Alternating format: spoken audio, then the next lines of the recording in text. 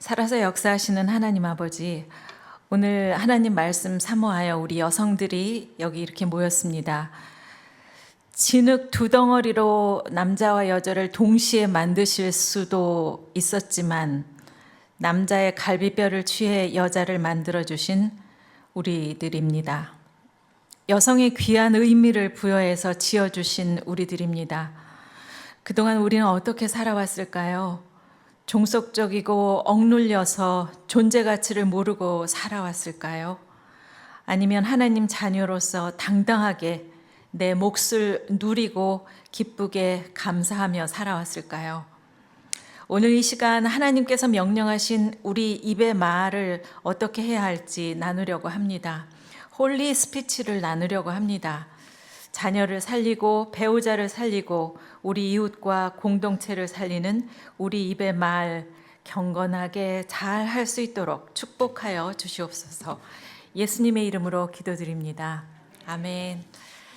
네, 반갑습니다, 여러분. 네, 왜 이렇게 뒤에 앉으셨어요?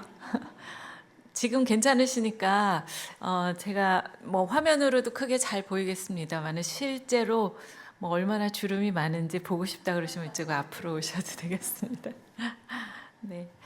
예전에는 제가 이제 9시 뉴스를 전하던 사람이었잖아요. 근데 요즘은 권사라는 직분을 받아서 굿 뉴스를 전하는 사람이 되었습니다. 그런데 굿 뉴스 교회에서 오라고 하셔가지고 너무 기쁜 마음으로 이렇게 왔습니다. 어쩜 교회 이름을 이렇게 잘 지으셨어요. 오늘 이제 제목을 홀리 스피치 하늘에 속한 말하기 비법 이렇게 말씀드리겠다고 했습니다. 제가 사실은 이제 뉴스를 하고 그런 사람이어서 저의 인생 메시지가 말하기 어떻게 하나님이 기뻐하시는 말을 할까 하는 거입니다. 근데 이제 대부분 이렇게 보면 저 예전에 뉴스를 하던 사람이 교회에 와서 무슨 얘기를 할까 하고 궁금해 하시는 분이 많으셔서요. 그 얘기를 조금 하고 그다음에 정말 그 말을 어떻게 하면 좋을까 하는 얘기를 좀 드리도록 하겠는데 시간이 넉넉치가 않아서 사실은 제가 조금 수다스럽거든요. 그래서 한번 마이크 앞에다가 이렇게 말을 시키면은 막 좀 오래 해요. 근데 우리 권사님께서 딱 시간이 정해져 있으니 더 이상 우리 회의하기 전까지 이렇게 끌면 안 된다 하셔가지고 좀 잘 정리를 해보도록 하겠습니다. 저는 아시는 대로 1981년부터 KBS 9시 뉴스를 하는 아나운서로 시작을 했고요. 그러니까 원래 아나운서로 들어가서 연수 3개월 하고 나니까 이제 9시 뉴스 진행을 하라고 하더라고요. 그러니까 막 굉장히 잘해서 그런 게 아니라 앞에 하시던 분이 결혼을 하시게 됐어요. 그래서 이제 다음 사람을 물색을 해야 되는데 누구를 할까 고민하다가 어차피 뭐 새로운 사람들이 막 이제 신입 사원이 들어왔으니까 한번 모험을 해보자 그래가지고 새로 들어온 연수 바로 끝난 그 첫날에 그냥 탁 예. 이제 뉴스를 하게 된 거죠. 아침에는 라디오 프로 하러 이제 바깥에 이제 취재하러 나갔다가요. 들어오니까 막 웅성웅성해요. 그래서 이제 사고를 쳤나 보다 내가 야단 맞으려나 보다 막 이랬더니 아나운서 실장님이 방으로 들어오라고 하시더라고요. 그래서 이제 덜덜 떨면서 들어갔더니 오늘부터 뉴스 할 수 있겠어요. 이렇게 하시더라고요. 그래서 뭐 막 선배들이 머리 빗겨주고 옷 입혀주고 그래가지고 첫날 그 9월 개편하자마자 첫날이었는데 2개 읽었어요.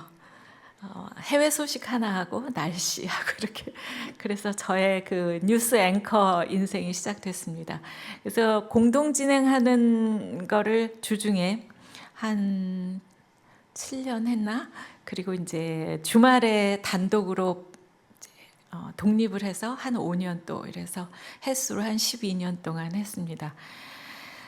그리고 이제 영국으로 공부를 하러 가서 공부하고 학위 받아가지고 오고 뭐 그 이후에는 대학에 가서 이제 후학을 가르치거나 또 다시 방송으로 가거나 이럴 줄 알았는데 이제 세상 일은 알 수가 없는 일이어서 제가 그 당시만 해도 이미 이제 노처녀였거든요. 그랬는데 결혼을 하게 됐어요. 그 눈썹 시커먼 그 사람 아세요? 같이 뉴스도 잠시 했었던 분인데 박성범 그분을 만나서 95년에 결혼을 하고 그 이후에 여러 가지 이제 인생의 일을 겪으면서 오늘날까지 왔습니다. 왜 이런 얘기를 하냐면 이제 왜 교회에서 제가 이런 이야기를 하게 되었을까 궁금하실까봐 잠깐 말씀드리는 거였는데요. 예전에는 뉴스 데스크에서 같이 뉴스를 했던 그런 분이었는데 제가 결혼하는 95년에 그러니까 영국 다녀오고 이렇게 보니까 함께 뉴스를 했던 그분이 호라비가 돼가지고 또 정치에다 발을 들여놨다는 소식을 들었고 그래서 조금 시간을 이렇게 당겨서 주변 분들이 그렇게 얘기를 하셨어요. 이 세상의 모든 일은 다 혼자 할 수 있지만 정치는 혼자 할 수 없다. 아내가 필요하다. 그래서 저기 공부하고 온 노처녀 잘 아는 사람이 하나 있는데 좀 만나보라 막 이러면서 이제 다리를 많이 놓고 그러니까 이 사람이 좋은 사람이냐 나쁜 사람이냐 뭐 이런 거를 따져보고 사귀어보고 할 필요는 없는 사람이잖아요. 아는 사람이니까. 그래서 마음을 정하고 95년 여름에 결혼을 했습니다.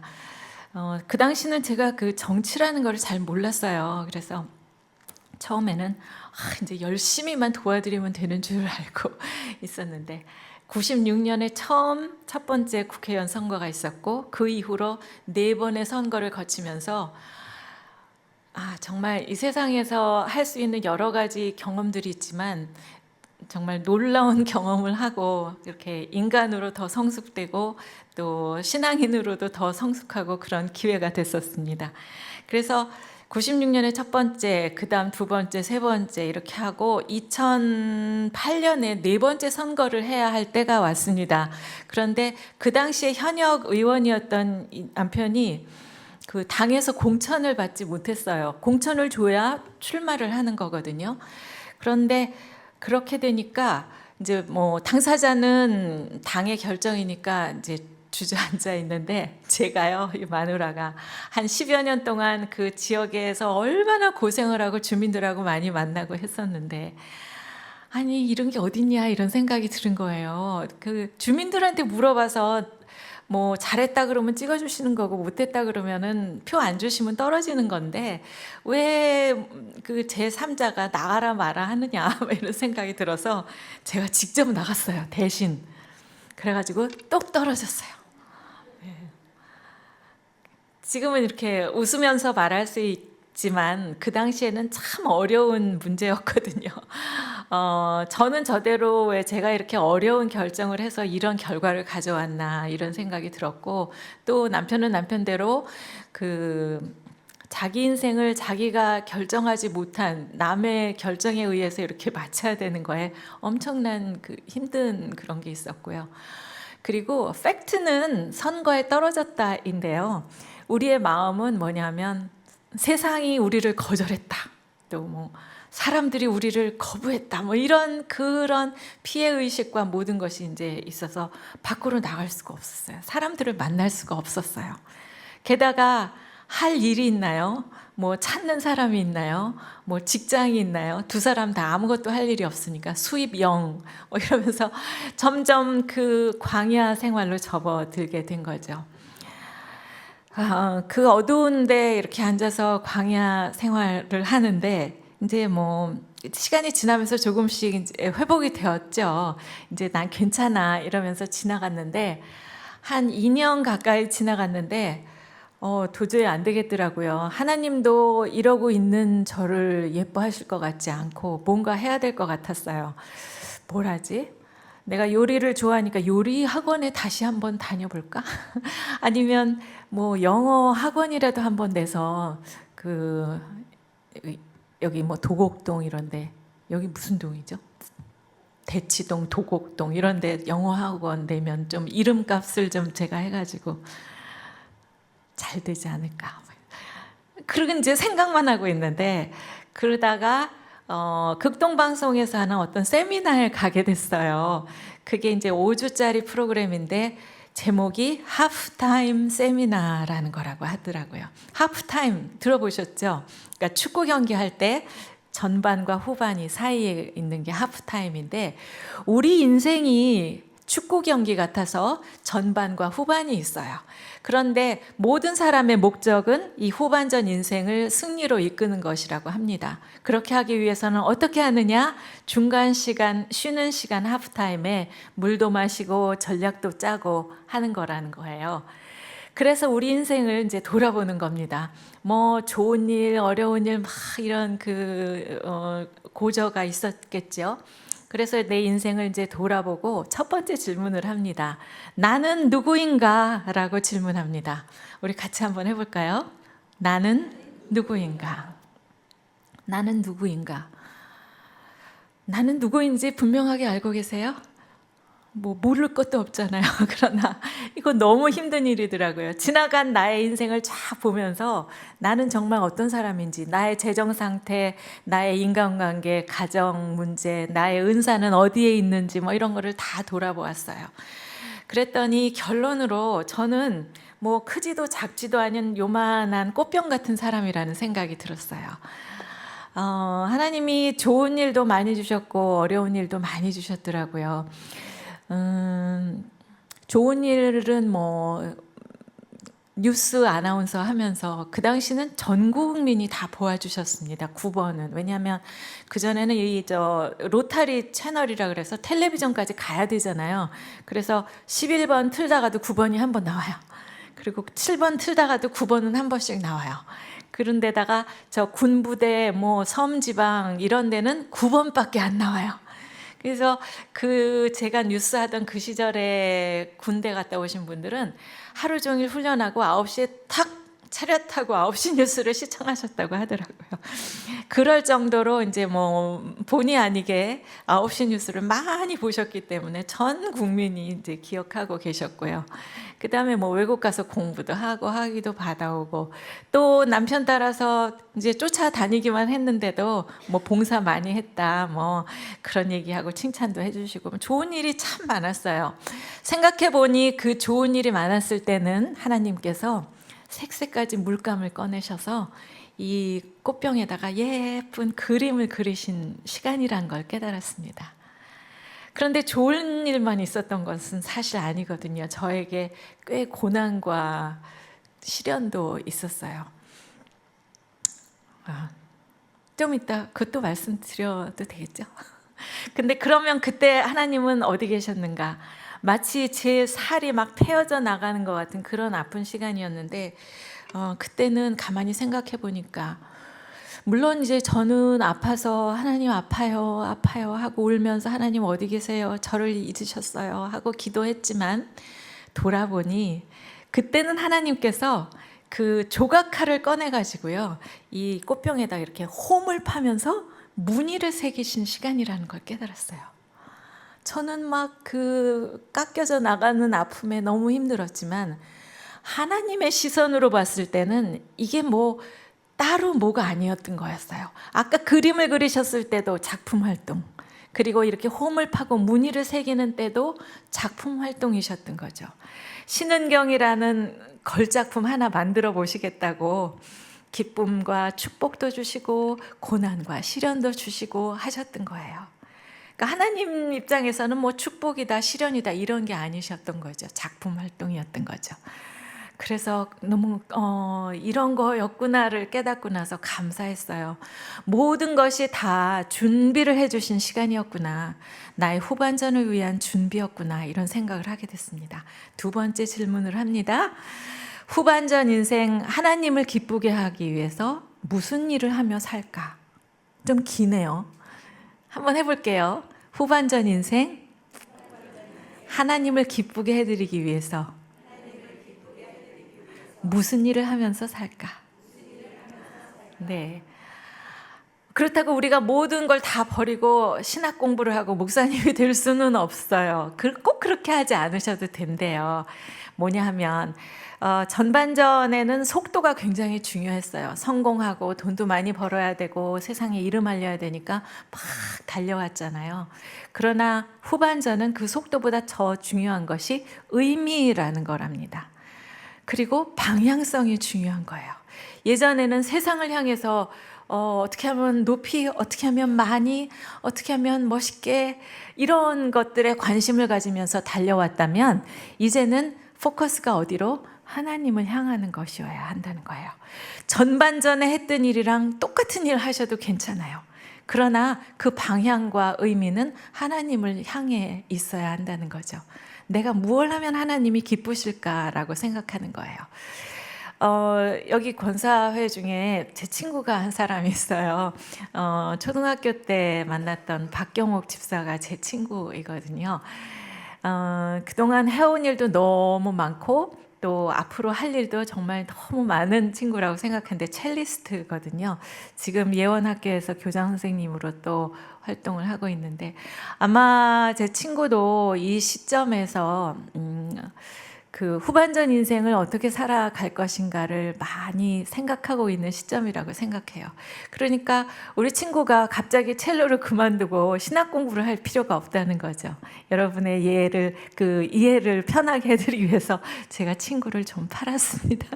미안해요. 그래서 똑같은 일을 하더라도 연주를 하고 또 그 음악을 하는 후학들을 위해서 일을 한다 하더라도 이제는 예전과 달리 어떤 의미를 가지고 어떤 방향성을 가지고 한다면 그것은 하나님이 이 사람을 만들어서 이 세상에 보내실 때 가지고 계셨던 특별한 의미를 이제 실천하는 그런 멋진 후반전이 된다 하는 이야기입니다. 제가 이 이야기를 먼저 드리는 이유는요. 언제 다른 곳에 다른 분 누구를 만나러 강연하러 갔을 때와 달리 오늘 저는 굉장히 그 기대가 크고 또 뭐라 그럴까요? 좀 솔직히 말씀드리면 좀 떨리기도 해요. 여러분들이 보통 분들이 아니시잖아요. 그래서 어떻게 말씀을 잘 드려야 할까? 이분들에게는 어떤 말씀이 필요할까? 생각을 많이 했었거든요. 그래서 이렇게 한 분 한 분 이 사회에 대한민국에 중요한 역할을 하고 계시는 우리 권사님들께서 사회에서도 물론 중요한 일들을 하고 계신 분들께서 후반전 인생을 정말 멋지게 계획하시고 하나님이 기뻐하시는 일로 그렇게 계획을 하신다면 하나님이 너무 기뻐하시는 오늘 이 시간이 될 것 같다. 그런 생각을 해서 그 얘기를 먼저 드립니다. 그래서 1번 질문, 2번 질문을 한 다음에 이제 결론이 나올 거 아니겠어요? 그 결론을 가지고 뭘 하느냐? 인생 사명 선언서를 씁니다. Life Mission Statement를 쓰는 거예요. 인생 사명 선언서. 그전에는 뭐 이거 할까 저거 할까 생각했지만 가만히 돌아보니 저는 할 줄 아는 게 한 가지밖에 없어요. 입만 살았어요. 제가 하던 일이 아나운서이니까 말은 잘해. 그래서 말하는 게 그동안 내가 잘해서 한 것이 아니라 하나님이 무엇을 시키려고 준비를 시켜주셨구나 하는 생각에 도달했습니다. 그래서 하나님께 손들었어요. 하나님, 제가요 이 성경에 나와 있는 말하기 제가 공부하고 연구할게요. 그래가지고 여기 그냥 새파랗게 줄을 치고 공부를 많이 했어요. 예쁘죠? 그렇게 그걸 연구를 해서 그 다음에 강연도 하고요. 방송에도 나가고요. 책도 쓸게요. 어떤 사람을 대상으로? 우리나라의 뭐 청소년들, 청년들, 여성들, 직장인들 또 이렇게 신앙 안에서 형제 자매님들 어디든지 제가 가서 강의하고 전달할게요. 그래서 어떻게 할 건데 제가 그분들의 삶을 변화시키게 하고 싶어요. 라고 제 인생 사명서를 썼어요. 옆에 계신 분이 한 말씀 하시더라고요. 뻥이야. 네가 무슨 방송을 해? 누가 오래? 시켜줬어? 책 쓰라고 연락 왔어? 강연을 어디 가서 해? 그러고 보니 진짜 뻥이었어요.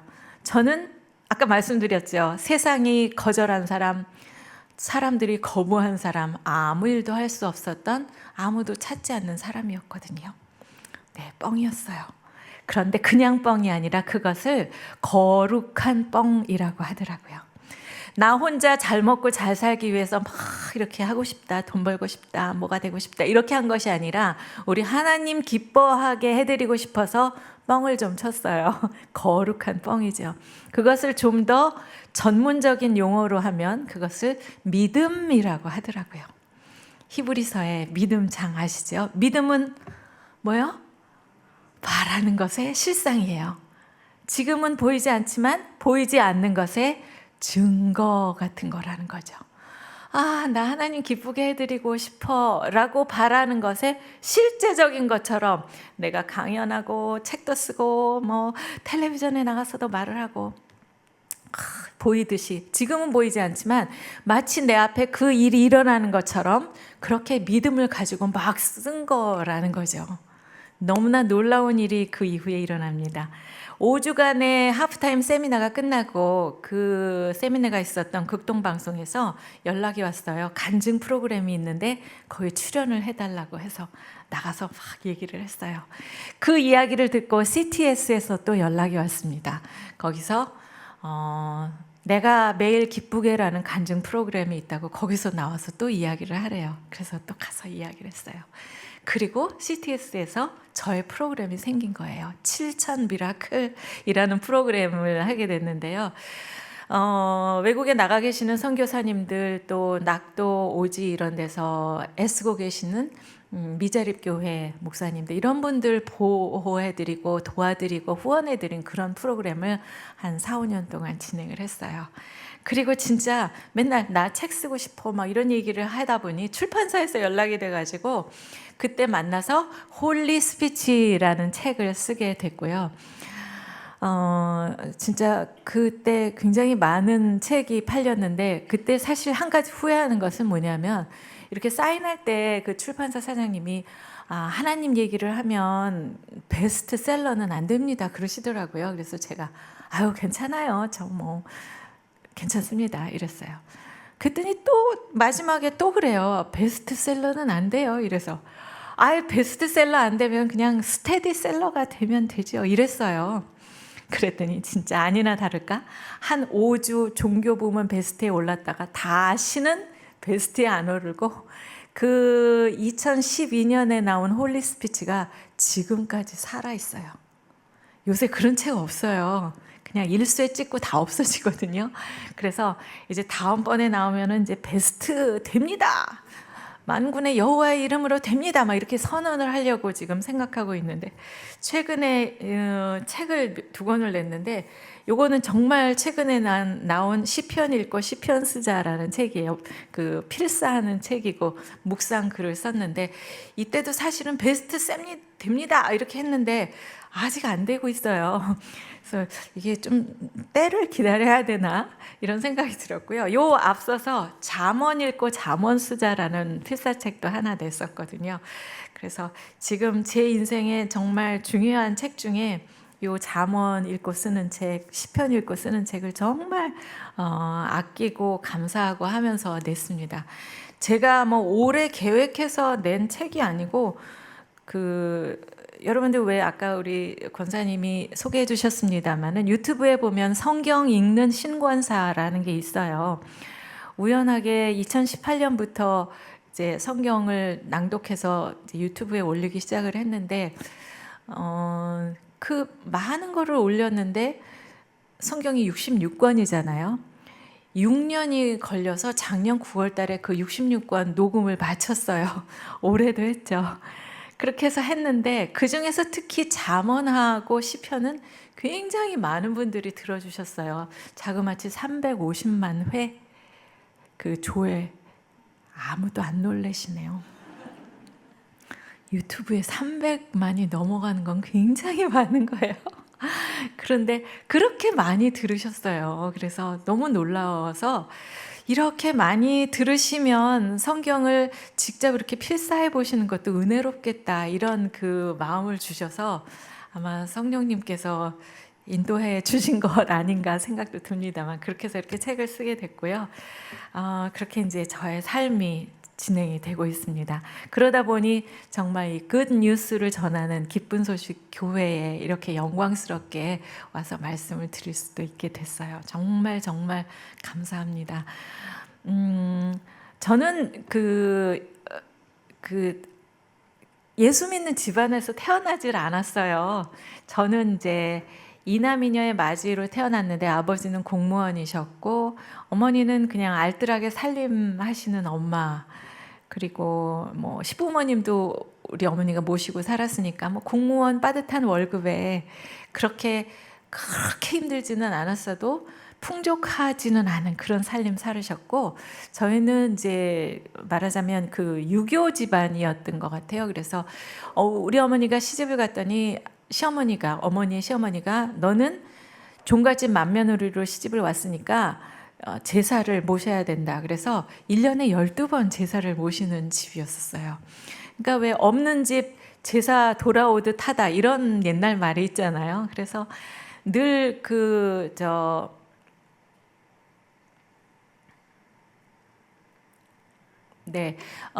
제사를 1년 내내 모시고 이제 그랬던 그런 집이었었는데요. 무슨 일이 있었냐면 중학교 2학년 때 저희 아버지가 출근하시던 길에 갑자기 심근경색으로 세상을 떠나셨어요. 그러니까 병원에도 도착하시기 전에 또 우리와 작별 인사도 하시기 전에 이제 세상을 갑자기 떠나신 거죠. 그 이후로 저는 이 세상에 저의 그 삶의 목표는 공부 열심히 하고 훌륭한 사람 돼서 엄마를 기쁘게 해드리는 것이 저의 인생 목표였고요. 그러다 보니까 항상 그 짐을 이렇게 잔뜩 쥐고 땅만 보고 열심히 걷고, 그러다 보니 어느 날은 비 오는 날, 어느 날은 구름 끼는 날 그랬지 뭐 인생이 그렇게 쨍쨍 햇볕 내리쬐는 날이 없었던 것 같아요. 그리고 이제 그 아버지가 돌아가신 그 사건이 제가 중학교 2학년 때였는데 슬픔이라는 단어가 아니라요, 저는 분노였어요. 왜 나만 아버지가 없는 아이야? 우리가 뭘 잘못해서 우리가 이렇게 돼야 돼? 우리 엄마가 왜 고생해야 돼? 이런 생각으로 그게 분노였고, 아버지라는 단어를 제 입으로 발음하기가 싫었어요. 그래서 뭐 한국말이든 영어든 그 단어가 내 입에서 나오는 게 싫었고, 엄마를 위해서 열심히 공부하려고 했고, 그런 날들이 지나갔습니다. 근데 그때요, 좀 신기한 일이 한 가지가 있었는데, 저희 어머니 제사 모시는 종갓집 맏며느리 어머니가 우리 사남매를 교회를 가라 그러시더라고요.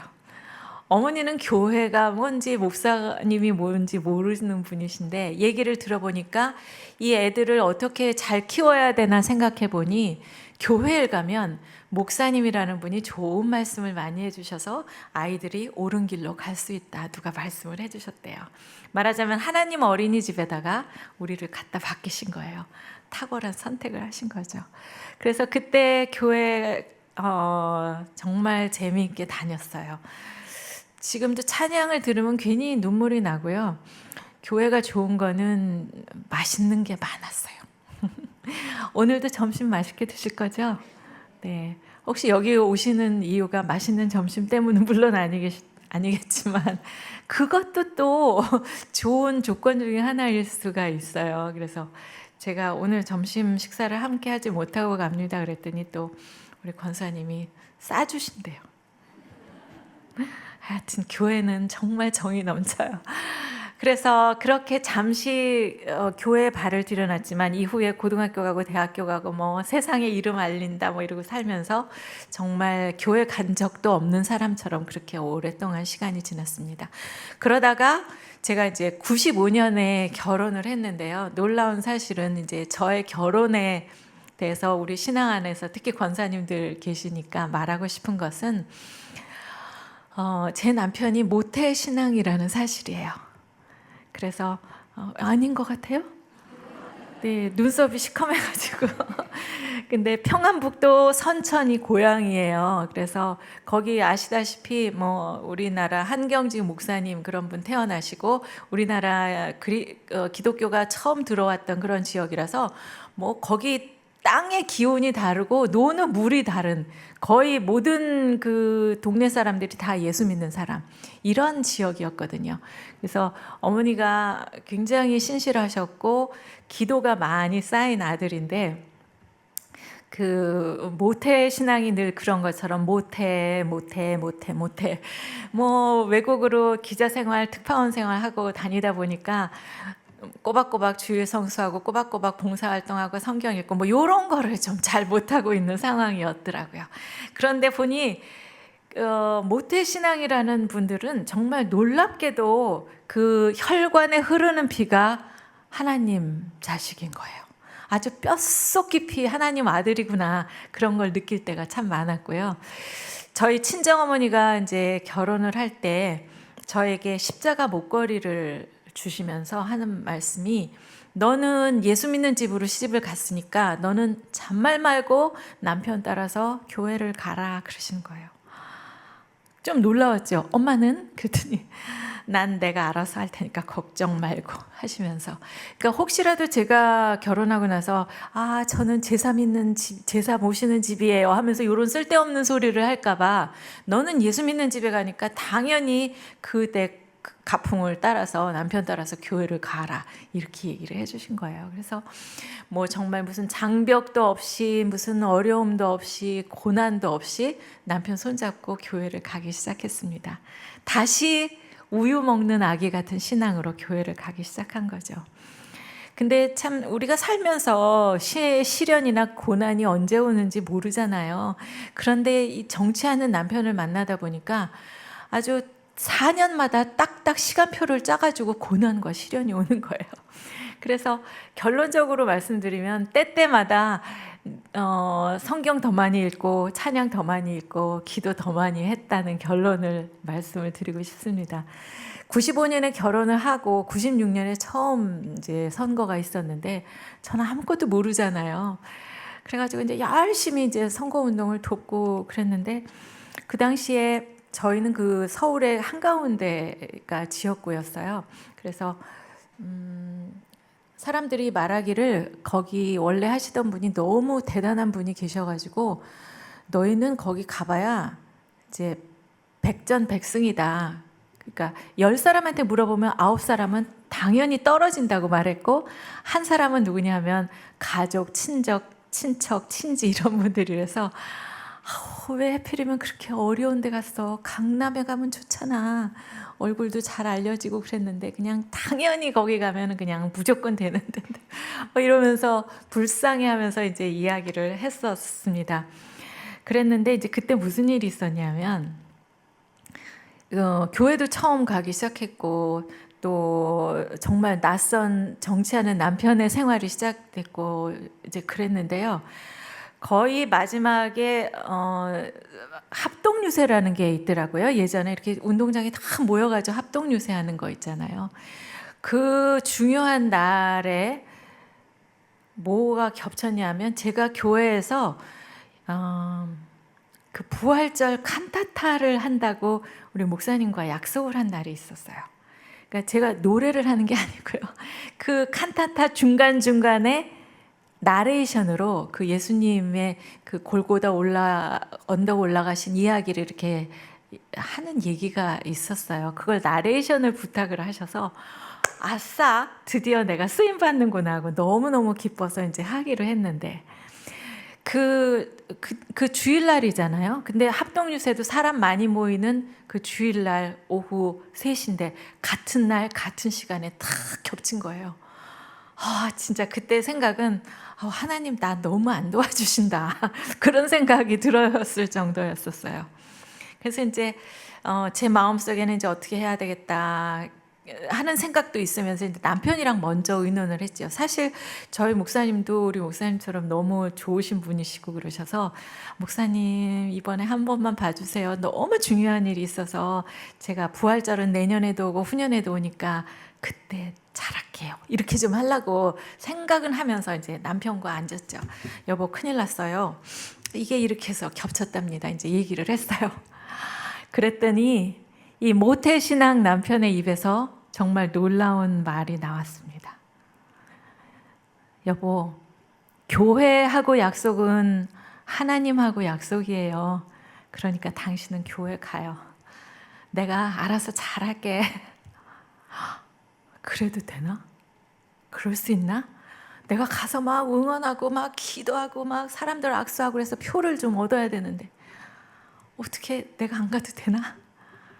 교회하고 약속은 하나님하고 약속이래요.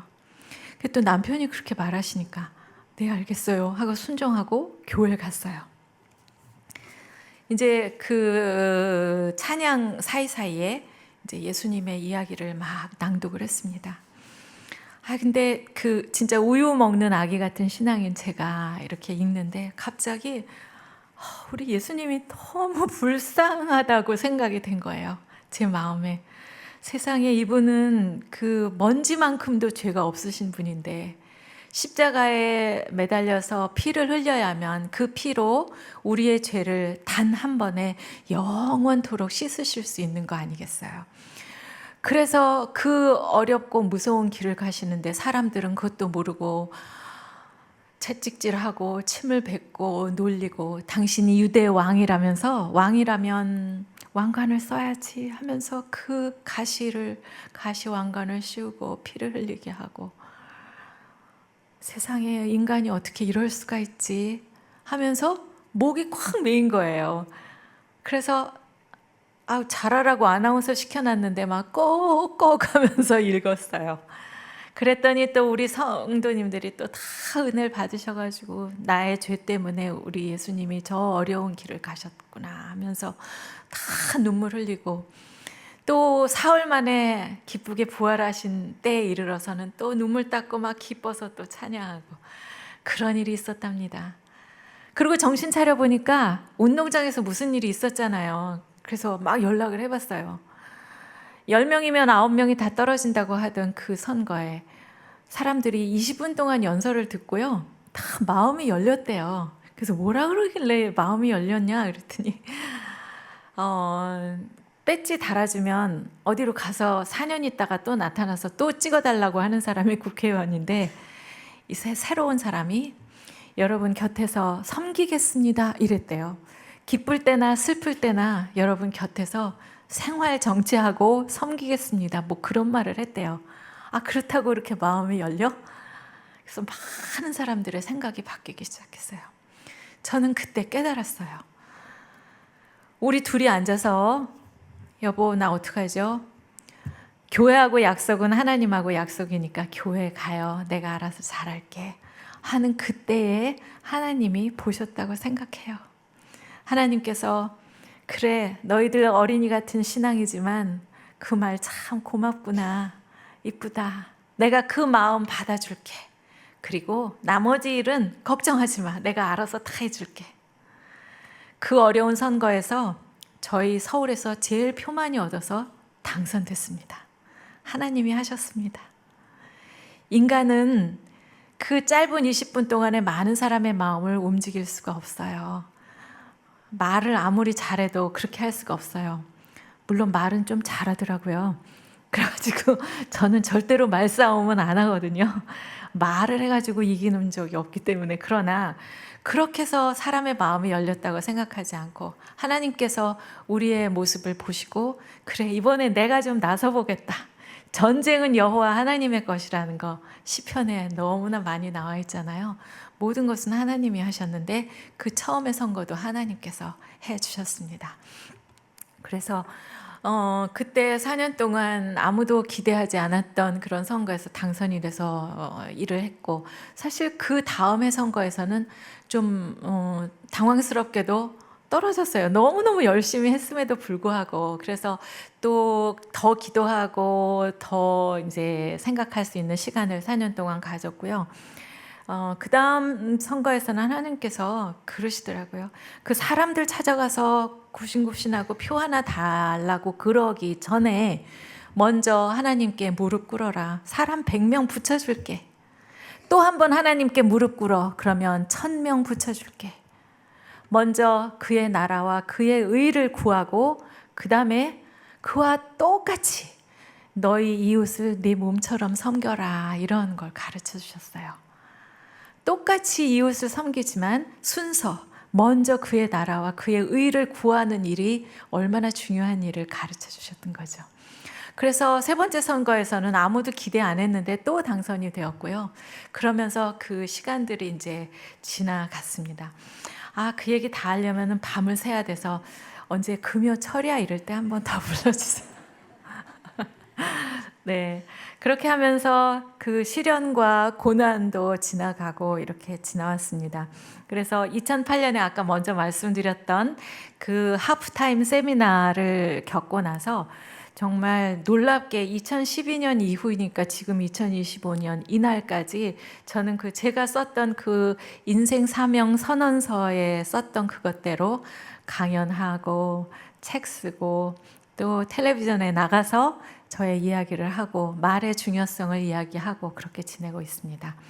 제목은 홀리 스피치라고 해놓고 주변에 설명할 이야기가 너무 많아서 홀리 스피치까지 가는 데까지가 좀 멀었습니다만 간단하게나마 홀리 스피치 얘기를 조금 해야 될 것 같아요. 괜찮으시죠?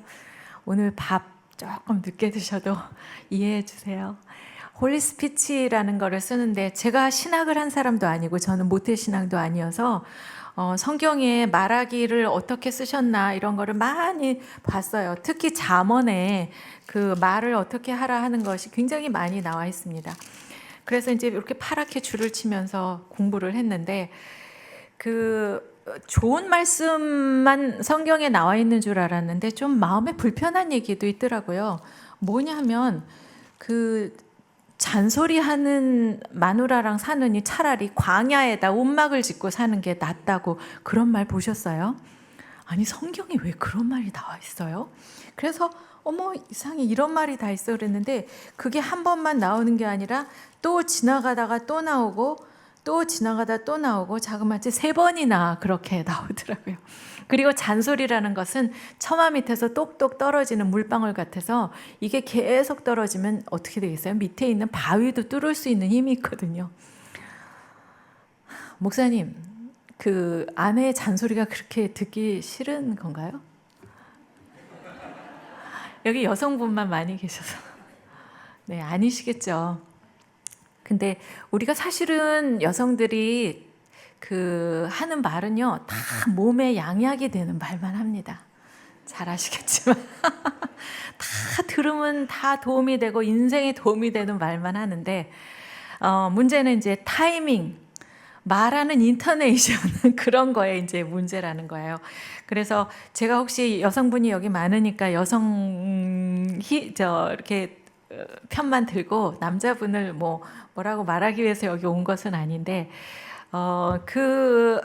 여기에서 있는 거를 보면은 우리 여성들도 많이 반성하고 많이 배우고 해야 할 그런 말들이 많구나 하는 걸 느끼게 됩니다. 그래서 이제 몇 가지만 정리를 해보면요. 하나님이 기뻐하시는 말은 하면 되고 하나님이 싫어하시는 말은 안 하면 됩니다. 너무나 쉽죠? 네. 싫어하시는 말은 제가 몇 가지 해볼게요. 불평, 불만. 같이 해볼까요? 불평, 불만. 비난, 비판. 부정적인 말. 자기 비하. 불평, 불만, 비난, 비판 이거 너무너무 별로 좋은 거 아니에요. 나는 잘 안 해 라고 생각하실지 모르지만 하루에 우리가 하는 말 가운데서 70, 80%가 불평, 불만이라고 합니다. 코로나 때 얼마나 불평하셨어요? 지난 여름에 그 무더위 때 얼마나 불평하셨어요? 지금은 좀 추우시잖아요. 또 눈 많이 온다고 도대체 3월 달에 이게 무슨 날씨야? 좀 있으면 또 더워져요. 그렇기 때문에 이 모든 말들이 모두 다 우리에게 불평, 불만이라는 거예요. 부정적인 말일 수도 있죠. 그래서 이런 말은 잠시 말하기 전에 생각하면서 하는 거, 그거 중요하다고 생각하고 자기 비하에 대한 얘기만 하나 할게요.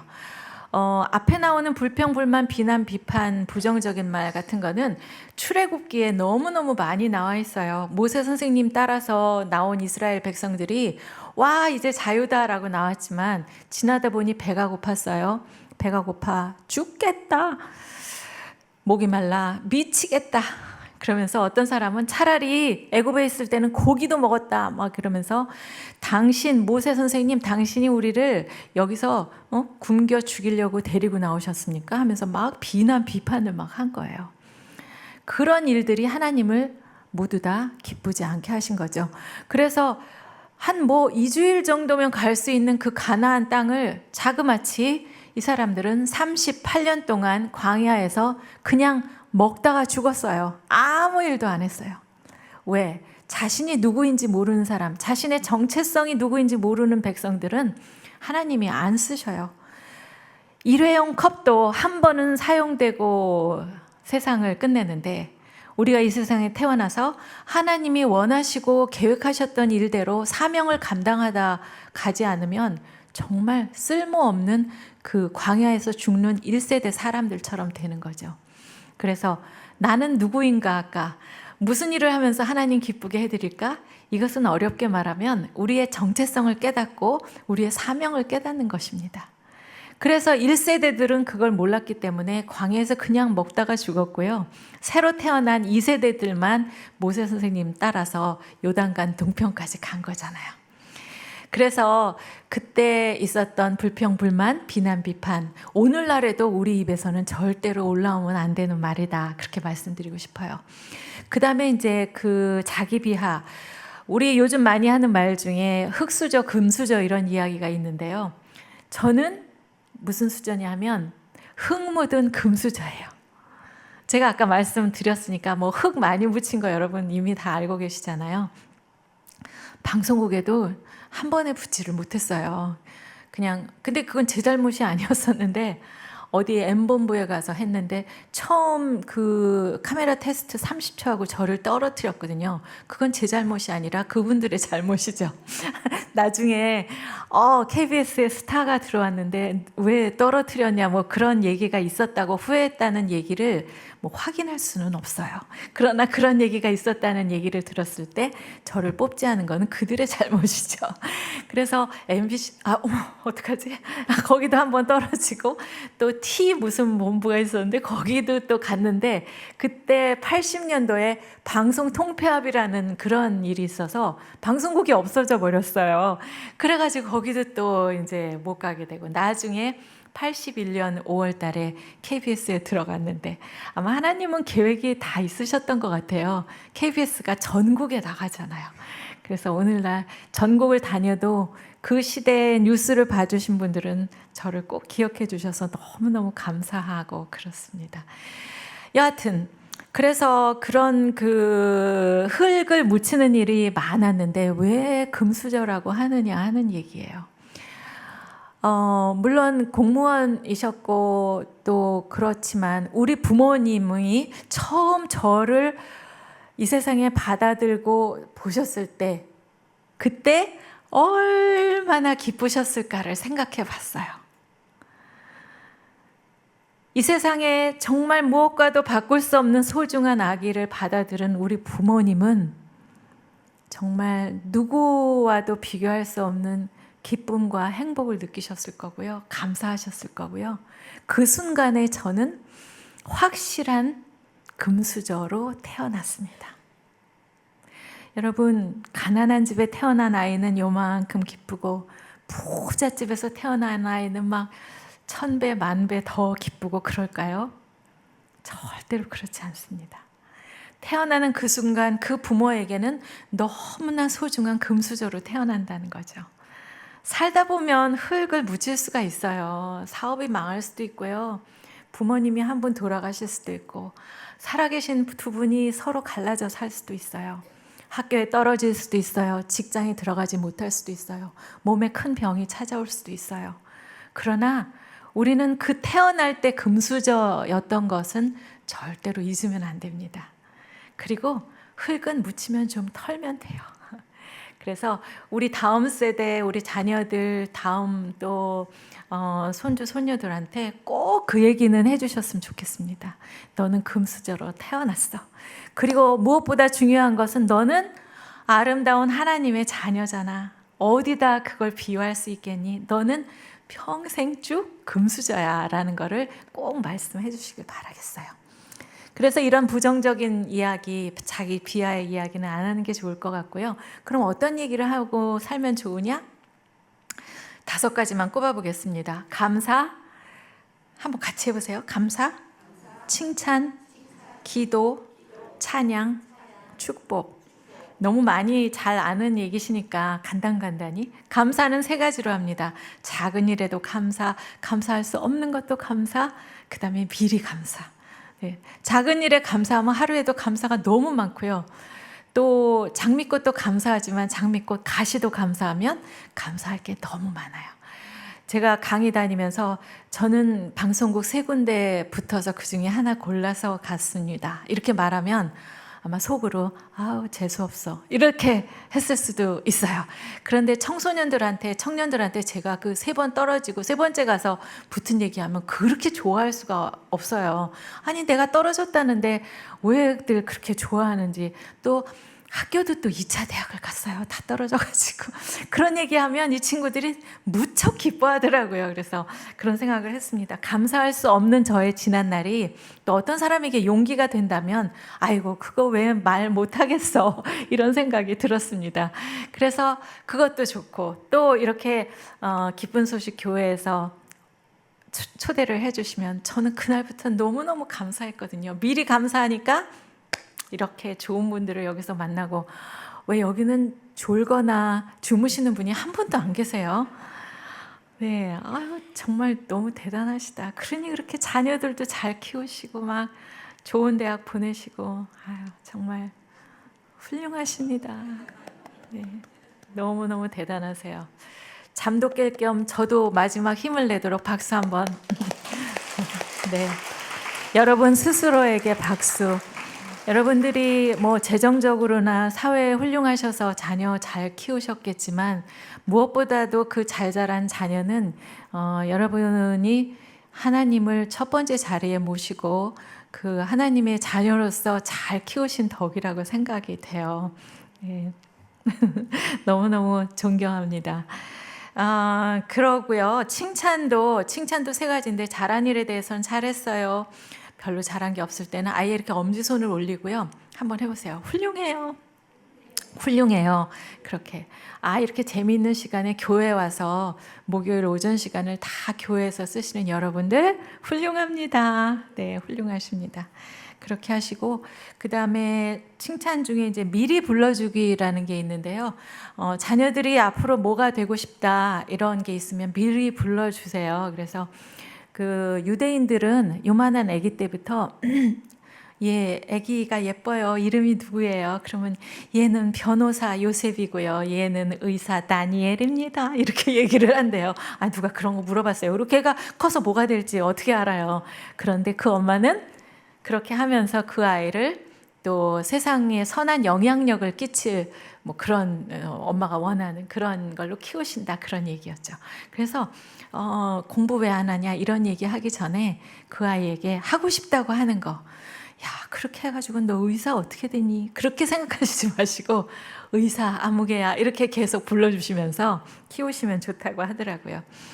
그 다음에 기도와 찬양은 여러분 너무 잘 아시는 거니까 그렇게 지나가고 마지막으로 축복 얘기하고 끝내도록 하겠습니다. 여기 민수기 6장 24, 25, 26절에 보면 모세 선생님께서 오고 오는 후손들을 위해서 그 축복의 기도, 제사장의 기도를 가르쳐 주시는 부분이 있어요. 저는 95년에 결혼해서 97년에 딸을 하나 낳았는데요. 그 남편 뒷바라지 한다고 돌아다니면서 애를 전혀 제 손으로 못 키웠어요. 그래가지고 초등학교 2학년인가 그때 갔는데 이제 학교에서 오라 그래서 갔더니 선생님이 어머니 얘가 이런 얘기를 했어요. 선생님 저는 우리 엄마 아빠보다 선생님을 더 많이 만나요. 이러더래요. 뭐 시키면 대답도 안 하고 인사도 잘 안 하고 그러는 아이가 또 그런 말은 왜 거기 가서 했는지 막 얼굴이 뜨거워가지고 진짜 근데 거짓말은 아니거든요. 사실이거든요. 그런데 그렇게 잘 돌봐주지 못하고 저희 친정어머니가 다 키워주셨는데 집에 가서 자고 있는 아이한테라도 단 한 가지 한 저희 두 사람이 한 정말 기특한 일 하나는 뭐냐면 자고 있는 아이에게 머리에 손을 얹고 축복 기도를 한 거예요. 그냥 제가 생각하는 게 아니라 책을 보니까 있더라고요. 랄프 가복이라는 박사님이 쓰신 책인데 하루에 한 번 자녀를 축복하라 라는 책이 있어요. 하루에 한 번 매를 들어라 그러면 아주 쉬웠을 테지만 이거는 쉬운 일이 아니에요. 하루에 한 번 자녀를 축복하라. 그리고 그 기본이 되는 메시지가 민수기 6장 24, 25, 26절입니다. 경수기 말고 민수기 글씨는 다르지만 민수기 그리고 6, 2, 5를 이렇게 가운데 하고요. 6, 24, 25, 26 이렇게 하면 잘 외워지세요. 그래서 그거를 이제 처음에 카드에다 써놓고 여호와는 너를 이렇게 되면 거기다 이제 아이 이름을 넣고 이제 축복 기도를 했어요. 어느 날 이 엄마도 세상 일에 너무너무 지쳐가지고 기도할 힘도 없는 거예요. 그래서 이 아이더러 엄마 기도 좀 해줄래? 이랬습니다. 그 아이가 엄마 머리에 손을 얹고 기도를 하기 시작합니다. 여호와는 엄마를 지키시고 엄마에게 복을 주시길 원하며 여호와는 그 얼굴을 엄마에게 비추사 은혜 주시기를 원하며 여호와는 그 얼굴을 엄마에게 향하여 드사 평강 주시기를 원하옵나이다. 그 어린아이가 기도를 하는데 이 세상에 너무 지친 엄마가 너무 감사했어요. 그리고 평안했어요. 아이가 해주는 이 기도도 너무 감사한데 우리 애들 너무 힘들잖아요. 경쟁해야 되고 뭐 한 개, 두 개만 틀리면 막 등수가 막 내려가고 친구가 아니라 경쟁자고 그런 아이들이 집에서 엄마가 날마다 너는 여호와 하나님이 지키실 거야. 너에게 복 주실 거야. 은혜와 평강 주실 거야. 라고 한다면 그 아이가 얼마나 평안할까 그런 생각을 했어요. 그래서 공부 잘해라. 엄마가 학원 다 보내줄게. 걱정하지 마. 너가 걱정할 게 뭐 있어. 공부하는 것만 하는데 쟤는 왜 잘하는데 너는 그러냐. 그런 거 비교하시지 마시고요. 우리 아이들 축복 기도로 감싸주시고 도와주시고 축복해 주시면 하나님이 키워주십니다. 네, 그렇게 해주시기를 그렇게 부탁드릴게요. 비교하다 보니까 어느 댁에서는요, 무슨 얘는 왜 이렇게 키가 작으냐고 그것도 막 야단을 치세요. 그 어머니는 자기는 거울 안 보시나 봐요. 애들이 너무 불쌍해가지고 요새는 너무 힘든 일이 많은데, 네, 그래서 이렇게 하나님이 명령하신 아름다운 말하기로 우리의 입을 채우고 홀리 스피치 하시기를 바라겠습니다. 요새 저는 이제 책 쓰고 또 성경 녹음하던 것도 이제 다 끝났고요. 요즘은 뭘 하냐면 성경 과외 선생을 해요. 성경이 읽어지네라는 책 혹시 아세요? 이해실 사모님이 쓰신 책인데 그거를 다 공부하면 전문 강사가 되는 과정이 있어서 전문 강사가 돼가지고 그 온라인으로 성경 과외를 합니다. 구약 13주, 신약 12주, 그러면 굉장히 긴 시간인데요. 1년에 2번을 다 못하죠. 그래서 21년에 제가 전문 강사가 됐고 22년 시작하면서부터 이렇게 25주씩 하고 좀 방학하고 그래서 지금은 5기까지 가고 있어요. 제가 제목을 슬기로운 열처녀 이렇게 지었어요. 왜냐하면 마태복음 25장에 그 열처녀들이 혼인잔치에 들어가려고 등불은 다 준비했는데 5처녀는 기름을 준비 못해서 못 들어가잖아요. 그래서 열처녀 모두 슬기롭게 교회는 다니지만 성경도 제대로 알아야 우리도 혼인잔치에 들어간다 이런 생각으로 그 성경 과외 선생님이 돼서 너무너무 지금 잘하고 있습니다. 그거 무슨 성경의 지식을 알아서가 아니라 그 기회를 통해서 우리의 정체성과 사명을 알게 되고 그분들이 그 공부가 끝나면 그 전에 했던 그 일을 또 다른 차원으로 너무 멋있게 자기 일을 펼쳐나가는 그런 분들을 보면서 참 하나님이 하시는 일이 놀랍다 이런 생각이 듭니다. 아마 제가 너무 나이가 들어서 글이 안 보이거나 말을 안 할 때까지 과외는 계속 할 것 같고요. 그리고 이제 필사책을 잠언과 시편은 했으니까 다음에 뭐 할까요? 여러분이 가르쳐 주시면 그 다음 것도 하도록 하겠습니다. 네, 오늘 이렇게 집중해서 잘 들어주셔서 너무 감사하고 기도하고 마치겠습니다. 하나님 아버지, 오늘 귀한 시간 우리 여성들 함께 하게 하심 감사드립니다. 하나님의 일할 사람 부르실 때 손 번쩍 들고 온 몸으로 일어나 말씀을 살아낼 믿음의 용기를 주시옵소서. 먹다 그냥 죽는 인생에서 일어나 웅덩이 감옥에서도 사자 굴 앞에서도 하나님 말씀만 굽히지 않고 전하며 사명 감당할 우리 여성들 되게 하여 주시옵소서.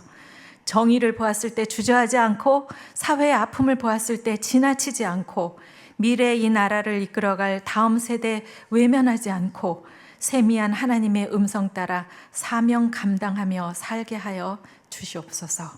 예수님의 이름으로 기도드립니다. 아멘.